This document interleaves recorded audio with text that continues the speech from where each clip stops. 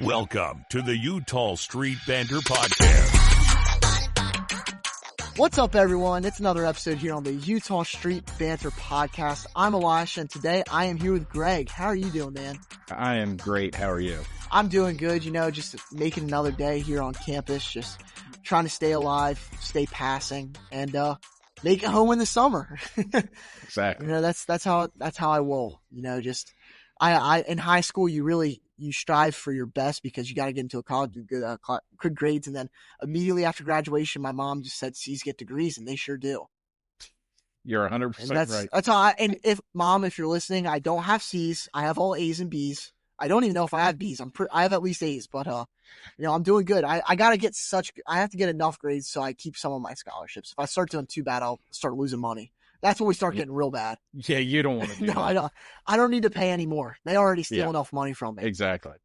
But yeah, this week it's been an interesting week in baseball. There's been some good prospect stuff, some interesting Tokyo Series games, and that's coming up, and we got some great Orioles stuff to talk about. But to start off, we'll go over some stuff that's happening around the league. Speaking of, baseball starts this week. We got regular season games getting played all the way over in Tokyo, Japan between the Dodgers and the Cubs. And some news came out about that recently, and Mookie Betts is not going to be playing. It seemed like he is down with an injury or illness, but it is a little concerning because I saw someone say he's dropped over 15 pounds through this illness, which is that's always concerning. I know someone said it perfectly. He's 32 and not getting any younger, and that's something that's a lot of muscle that you're losing. That could really set him back a few weeks. And it's going to be an interesting one to see how the Dodgers fare. I think they'll probably still do pretty good because it's the Dodgers and they have depth everywhere. But it's going to be interesting. And then there's this one player for the Brewers. He's a minor leaguer. His name is Jesus Mate. And I want you guys, do you know how old this kid is? No, I don't. So he is currently 2 years younger than me. He is 17. And he's only had 2 at-bats in regular spring training. But he played the Spring Breakout Game for the Brewers. He got a base hit. And last year in rookie ball, he actually had batted .331 with a 1.012 OPS. Lord. So he was killing it there. And he looks like another great young prospect for the Brewers that they're just churning out. And I think it's just, I guess I'm already starting to get to the point. I know I talk to Cody and mess with him all the time about it, how there's less and less players that are older than him. Well, now I'm older than some of the players, which just doesn't seem right.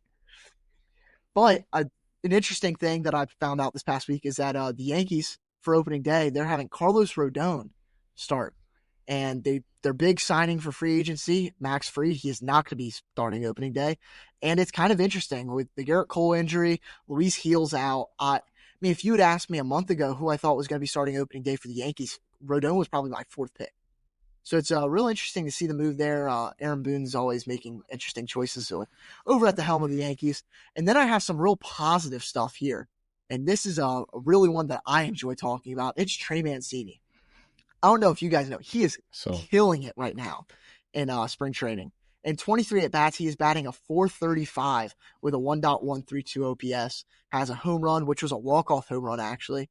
And he hasn't played Major League Baseball since 2023. And I think it's a great shot for him. He has a really good shot at making the Diamondbacks opening day roster. Because I'm looking at their depth chart. They lost Christian Walker in the offseason, but they traded for Josh Naylor. But it's kind of a toss-up right now for the backup first baseman role and a corner outfield spot between him and Pavin Smith. So it's going to be interesting to see if he can really put it together here as of late and if the Diamondbacks choose him. But I think he has a good shot at breaking the roster. And if he can put something together, I mean, that's a guy I will always root for. Yeah, he was you got to root for him. I mean, no matter what, and he would have hung around in baseball. He just couldn't hit with the Cubs. He just couldn't hit.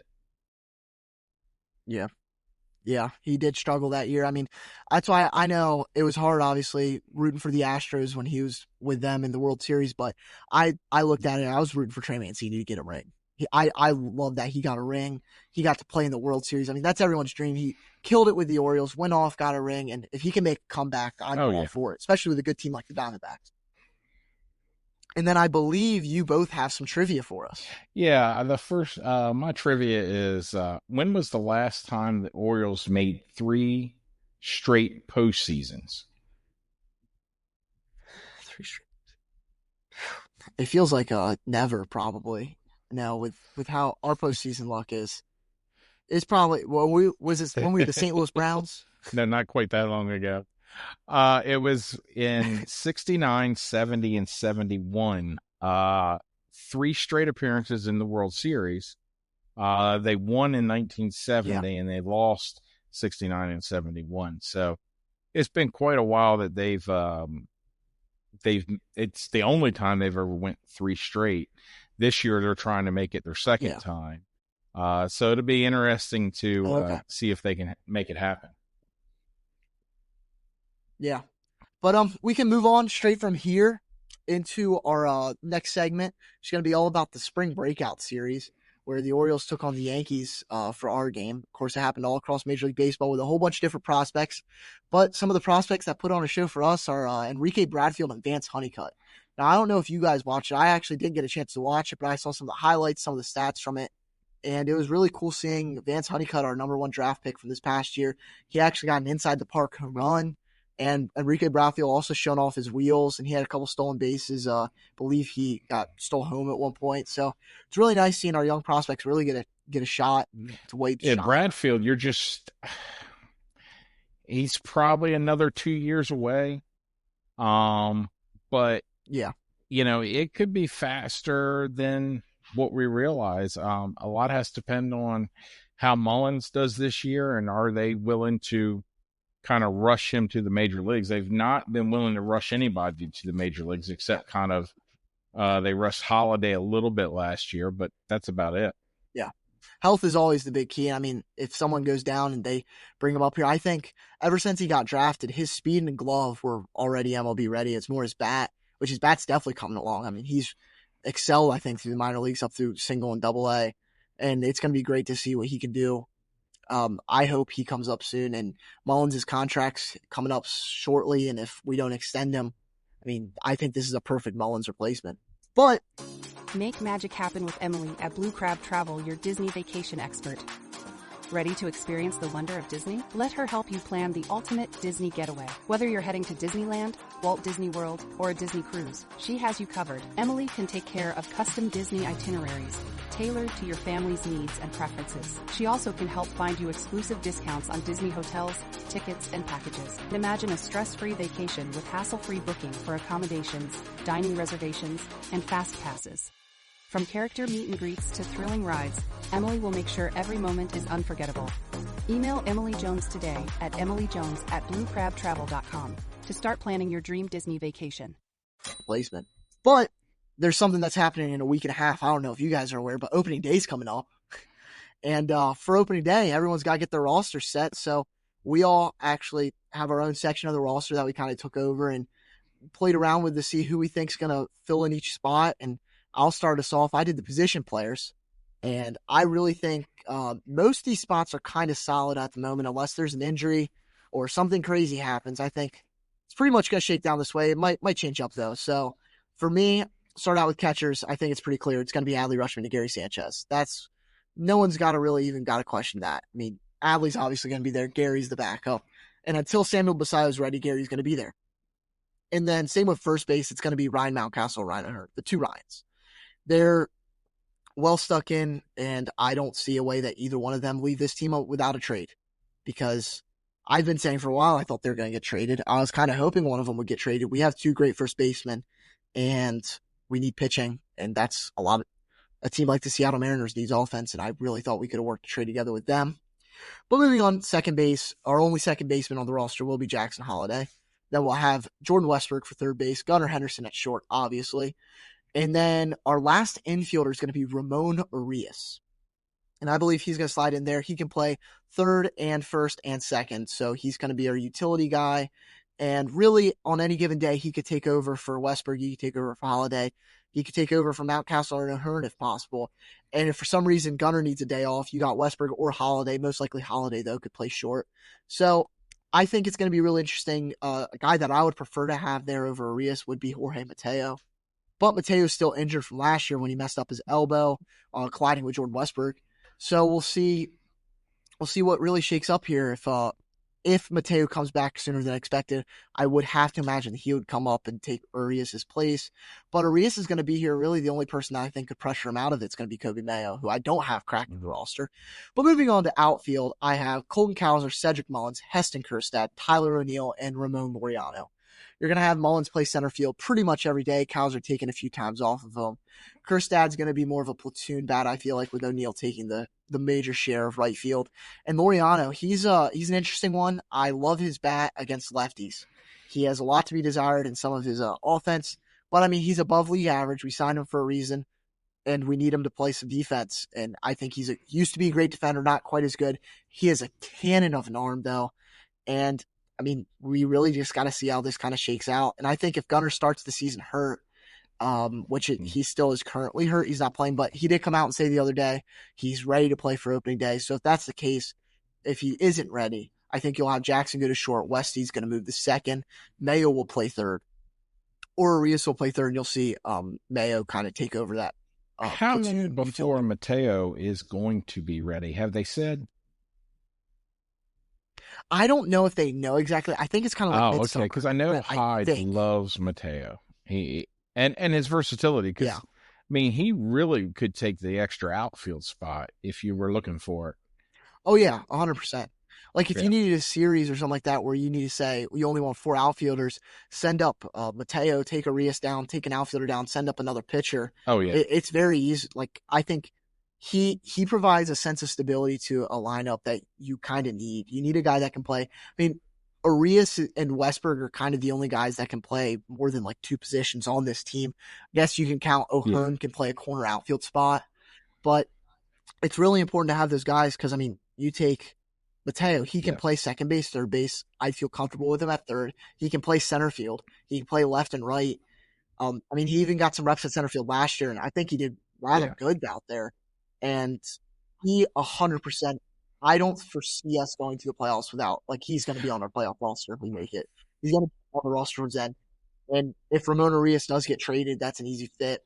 Or if they decide to just move away from Laureano and have, up still and have Mateo play even more outfield than he has before. I think it's really realistic. And, I think it's going to be interesting that's how I believe it shakes out. I mean, if you guys have anything else to say about it, I really don't see too much flexibility in other than that at maybe last infield spot or last outfield. I think long term, I think Mateo ends up because he gives them the speed and the flexibility to play infield, outfield.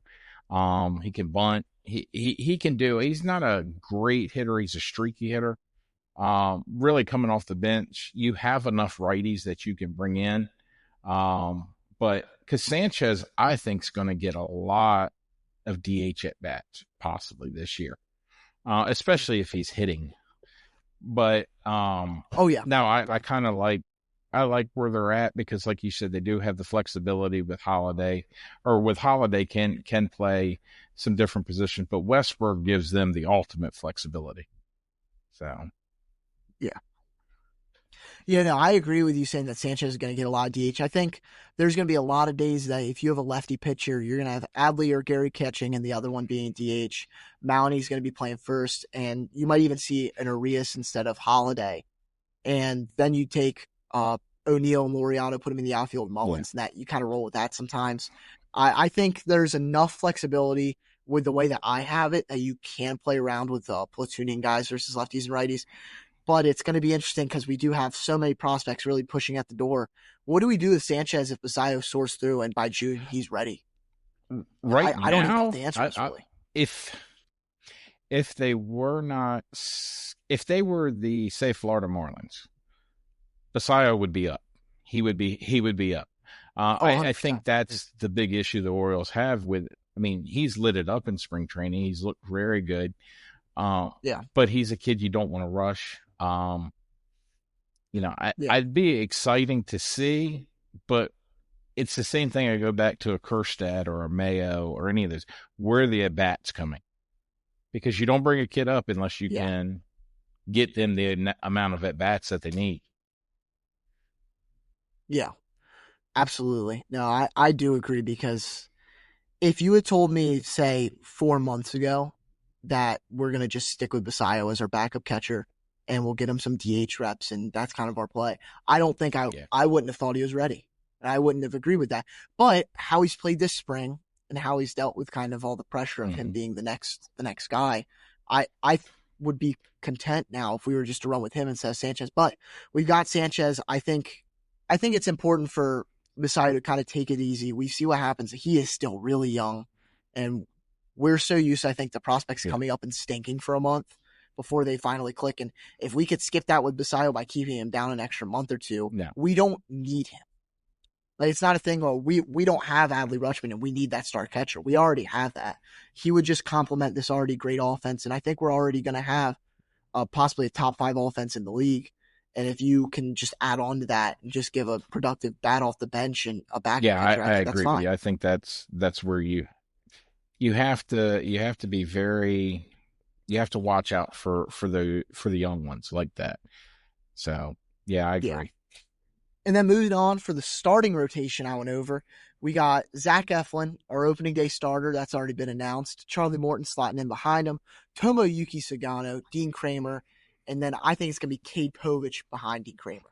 I agree. I think it's going to be Povich. Povich hasn't worked out of the bullpen before, or if he has, it's been limited. And, Suarez gives them the guy that swing that can go between the bullpen, get the extra start.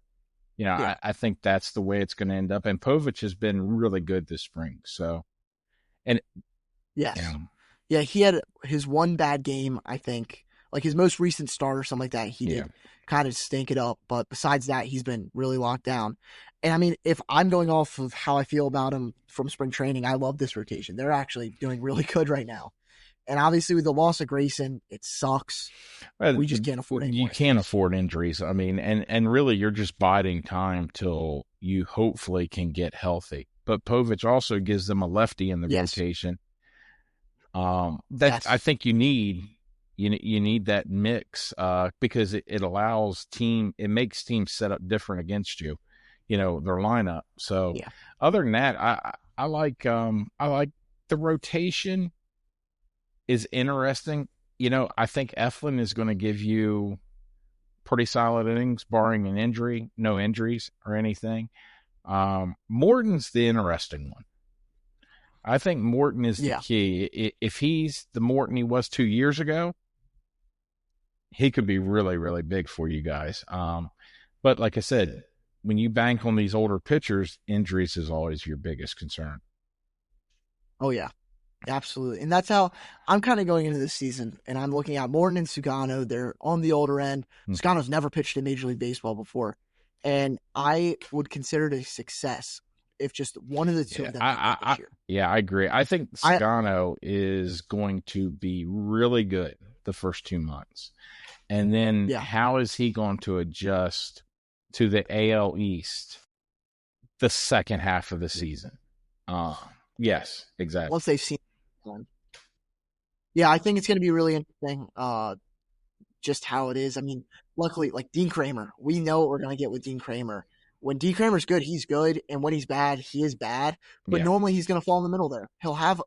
He's going to have like 4 bad starts a year, but he's also going to have like 6 really good starts a year. Most of the time, fall in the middle. If he can get you 6 innings, 4 runs, I think that's a success. Our bullpen's one of our strengths this year, even with the Kitchen injury.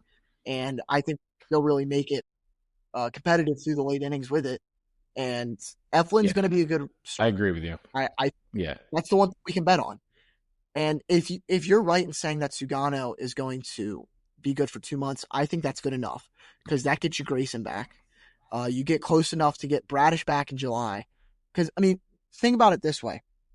If you have Zach Eflin, Kyle Bradish, Grayson Rodriguez, Dean Kramer, Cade Povich, and Morton's a swingman instead, and Suarez maybe doesn't piece together for a second season, I think that's a really good starting rotation. If you get Bradish and Grayson back before the end of the year, before October, I think you have a decent shot going. I think the key is Grayson healthy, and if Bradish is healthy going into September and October, and because they're going to keep his innings down.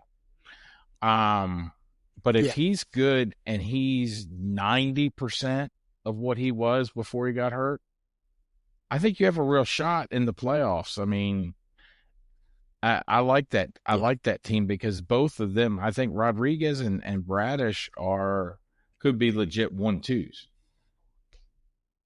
Oh, 100%. Yeah. And I know Cody likes to compare almost every pitcher we have to Dylan Bundy just because he's supposed to be this amazing guy. Doesn't turn out to be good. Think Grayson, we drafted him. And then what did Dylan Bundy get us? Dylan Bundy got us Kyle Bradish. That was from that trade. And so I really like Bradish. I mean, I saw one of his first starts as a pitcher. I didn't even know who he was when he first started. It was in St. Louis. This is me and Cody joke about it all the time. We saw the Cardinals play the Orioles. It's a great pitching matchup. Kyle Bradish, who no one really knew at the time, wasn't even that big of a prospect, but just a rookie, against Packy Naughton of the Cardinals, who I think he's had 4 career starts ever. So, real competitive matchup there. But we can move on now. Like you said, we have Suarez maybe as more that swing man. How's the rest of our bullpen I think shape up? You're looking your right-handed pitchers. You'll start with your closer in Felix Bautista.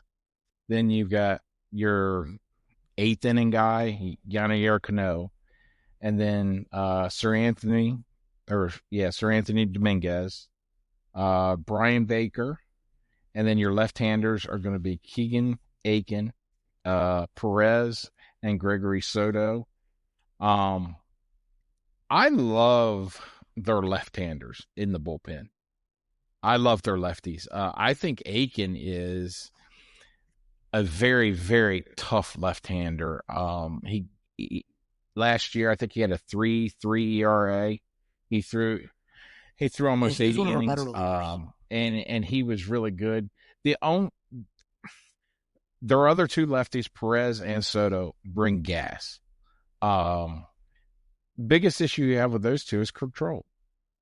When you come in, can you get the outs that you're supposed to get? Because really from the right side, Bautista was lights out. And I would assume he's going to be lights out again this year. Yeah. And I think we all have to understand that it might take a week or two. If he might have a blown start in the first week of the season, but you can't freak out. You have to understand. I mean, he just had Tommy John. He's been out for a full year. It's going to take him some time to get back into action to get consistently hit 102 miles an hour. But the mix with his fastball and his cutter and his changeup. Oh yeah, and when as much as Hyde uses the bullpen, if any of these guys aren't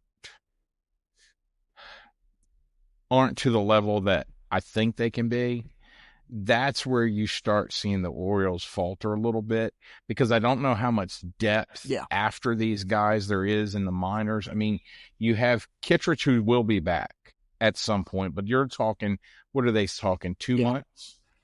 2 to 3 months? 2 to 3 months, I think, which is, I mean, you think, oh, that doesn't sound too far. I mean, you're getting to the All-Star. So, and then they got Matt Bowman in the that should be in the minors too, that they can always bring up. But usually the Orioles go not as their closer goes. Yes, I mean Krimble last year was an experience, but they go as that 6th or 7th inning guy goes. Because that's when they run into, usually that starter comes out, and can you give me an inning or 2 to get me to that bridge to Cano and Bautista? Yeah. And that's where it's going to be interesting looking at Baker, Suarez. Those 2 are going to be really, really interesting there. Yeah, and I'm iffy about that part of our rotation right now. I feel like we have a really solid back end. It's more of the middle relievers, but this is still the most confident I felt about. Oh yeah, I like the bullpen. I mean, I think this has potential to be the best Orioles bullpen since, I mean, the Darren O'Day, Brad Brooks, Britton days. Honestly, that's probably what it's lining up to look like. I mean, I know, talking to Orioles fans and talking to Cody, Dominguez is not always on the highest, but he's got electric stuff. And control is an issue with him, leaving it over the middle of the plate, of course. But even like you take Soto, you take Perez, those guys have been closers. Those guys, Soto was a very accomplished closer at one point. Yeah, I mean, Yeah, so with Detroit. there's a lot of quality arms there. It's just going to be, Yeah. Can they get it figured out? Yeah. I think you obviously have Bautista's Mhm. very set into his closer role, but like you said, what is the combination that's going to get it to Yes. work? And I think it could change every night, depending. Because if you have Aaron Judge and Giancarlo Stanton batting next to each other, if Stanton ever plays this year, I guess, you're going to have a righty, obviously.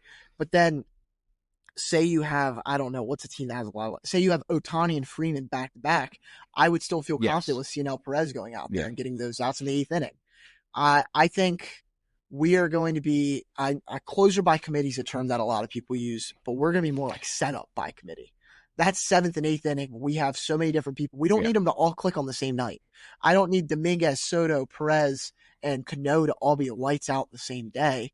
It's more, can Cano be lights out these days, Soto the other days, Perez those days? Like, can they just map it out enough where they don't have their blow up days? Because that's what happened last year, I felt like, is we would all blow up at the same time. If Cano had a bad game, Perez had a bad game. We just need to be able to limit the damage. And I think that's what we can do. I think this is going to be a very, very good bullpen. You're spot on with that. I last year, as good as Craig Kimbrell was, and as bad as he was at the same time, you never ran into that year before with Bautista. You knew when you got to the ninth, it was lights out. Making that move 2 years ago, bringing in Cano, he was really a question mark when they brought him in the trade. Oh yeah, I mean he had great stuff, but he's kind of locked down. And last year when he had to move kind of into that closer role some, he struggled a little bit with that. But I think he's much more comfortable in that seventh, eighth inning. And I like that setup. It's just going to be who's getting it to him consistently. I love Perez. If it's the Perez of 2 years ago, once he come back healthy last year, after he come off, they either sent him to the minors or he went to the IL. He was a different pitcher when he came back. He looked much better.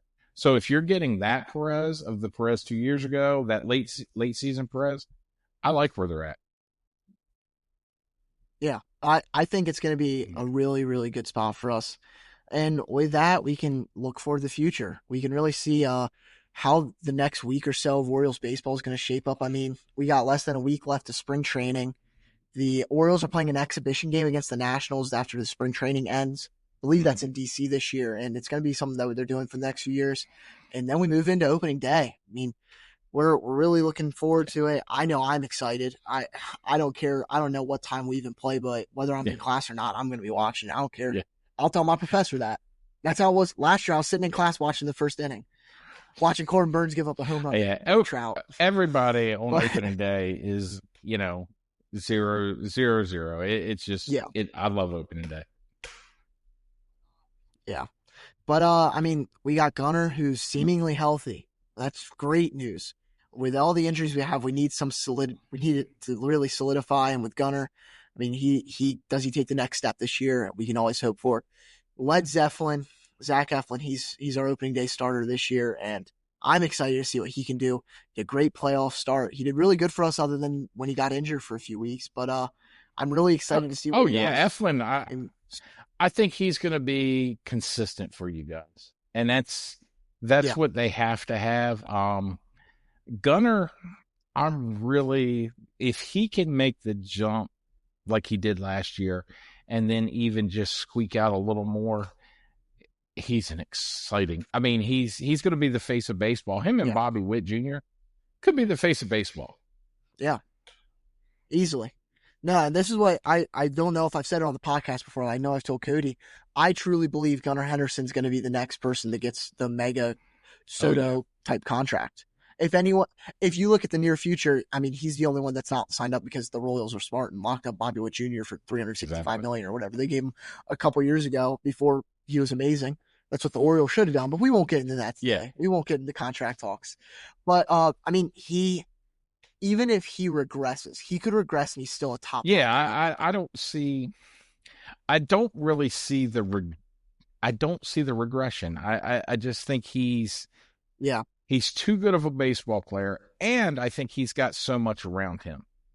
I think that alone is going to help him, because I don't think he's going to be in that leadoff spot this year. He may early, but I think he's going to probably hit in that 3 hole eventually, which for him is what you want RBI wise. So it's going to be interesting. I don't know if Holiday, depending on how he hits, or Mullins ends up in that 1 spot. Yeah. I mean, it could be either one of them. I mean, they both have speed. They both could piece together. It's going to be interesting to see. I mean, does Holiday put it together? We have all these question marks, and that's the beautiful thing about opening day and the new season. There's no answers. There's no true. I could come out here and say that I believe Ramon Urias is going to be better than Shohei Ohtani. And you can't completely tell me I'm wrong because there's no proof. And, hey, opening day, Urias could come out and hit a walk-off home run off the bench or something like that.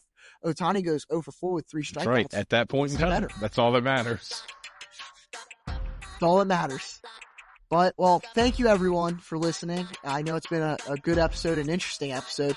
And yet again, no Cody. Like I said earlier, you're probably glad to be watching this without his face all the time. I know if you're like me, you might get tired of it, and he's probably going to cut all this out anyway if he edits this. So you might not even hear me say this, but yeah. Thank you guys for listening. It's been great. See ya.